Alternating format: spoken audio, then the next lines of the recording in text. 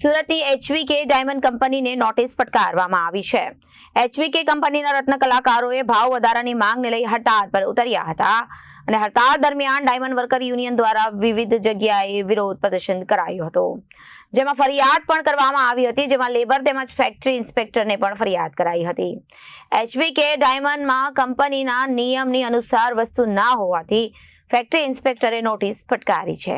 સુરતની HVK diamond કંપનીને factory inspector દ્વારા નોટિસ ફટકારવામાં આવી છે। HVK કંપનીના રત્ન કલાકારોએ ભાવ વધારાની માંગને લઈ હડતાળ પર ઉતર્યા હતા। હડતાળ દરમિયાન ડાયમંડ વર્કર યુનિયન દ્વારા વિરોધ પ્રદર્શન કરવામાં આવ્યું હતું। જે જગ્યાએ વિરોધ કરાયો હતો તે ફરિયાદમાં જેમ લેબર તેમજ ફેક્ટરી ઇન્સ્પેક્ટરને પણ ફરિયાદ કરાઈ હતી। HVK ડાયમંડના કંપનીના નિયમ અનુસારની વસ્તુ ના હોવાથી ફેક્ટરી ઇન્સ્પેક્ટરે નોટિસ ફટકારી છે। હક્ક રજા, આરામ ગૃહ, ફાયર સેફટી, ભોજન ખંડ તેમજ પ્રાથમિક સારવાર માટે કોઈ સુવિધા ના જણાઈ। તાત્કાલિક આ તમામ વસ્તુ કંપનીના નિયમ પ્રમાણે ઉપલબ્ધ કરવા નોટિસ ફટકારાઈ છે। જો આગામી સમયમાં તમામ સુવિધા ઉપલબ્ધ નહીં થાય તો કાયદેસરની કાર્યવાહી કરવામાં આવશે તેમ માહિતી આપવામાં આવી છે। નમસ્કાર, હું છું Bhavesh Tak, diamond worker union vice president.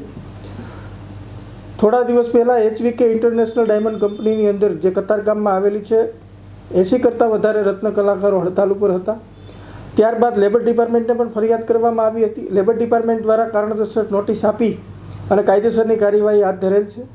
ત્યારબાદ આજે ફેક્ટરી ઇન્સ્પેક્ટરે જે રત્ન કલાકારો 200થી વધારે રત્ન કલાકારો જે કંપનીમાં કામ કરતા હોય એ કંપનીની અંદર જે આરામ ગૃહ હોવું જોઈએ, જે રત્ન કલાકારોની સવલતો માટે જે સરકારે નિયમો બનાવ્યા છે કે ભોજન ખંડ હોવું જોઈએ અને બંધારણની અંદર જે નિયમો બનાવવામાં આવેલ છે કે રત્ન કલાકારોને કામ કરતા હોય તો એના હક રજા મળવી જોઈએ અને મોટી સંખ્યામાં રત્ન કલાકારો જે કંપનીમાં કામ કરતા હોય એ રત્ન કલાકારોને પ્રાથમિક સારવાર માટેની ત્યાં સારવાર માટે ત્યાં ડૉક્ટરો હોય અથવા તો એની કીટો હોય। આ એક ગંભીર બેદરકારી છે અને આ જ બેદરકારીના લીધે ફેક્ટરી ઇન્સ્પેક્ટર દ્વારા એક નોટિસ આપવામાં આવેલી છે।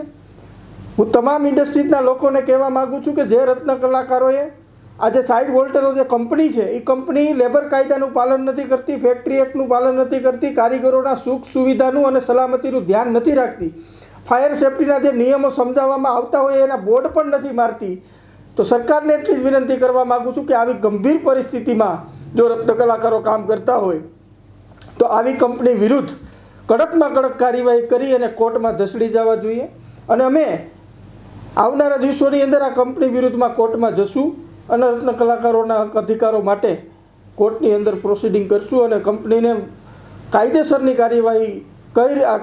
કાર્યવાહી કરી અને દંડનીય કાર્યવાહી થાય એ બાબતના પ્રયાસો ડાયમંડ વર્કર યુનિયન દ્વારા કરવામાં આવશે। Reporter Arvind Rathod, Janadesh news, Surat.